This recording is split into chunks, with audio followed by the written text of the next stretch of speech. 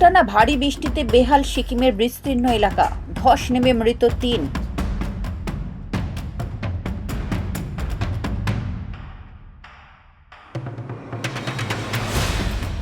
North সিকিমের চাতেন এলাকা থেকে সেনা জওয়ান সহ ৩ জনের দেহ উদ্ধার করা হয়েছে।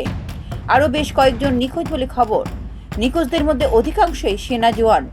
উদ্ধার কাজ এবং তল্লাশি চলছে।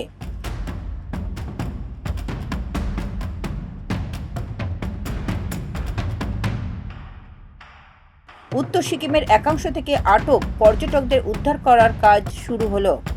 সোমবার সকাল থেকে লাচুংয়ে আটকে থাকা পর্যটকদের নামিয়ে আনার কাজ শুরু করা হয়। প্রশাসনের পাশাপাশি উদ্ধার কাজে হাত লাগিয়েছেন স্থানীয় লাচুংপা সম্প্রদায়ের মানুষজনও।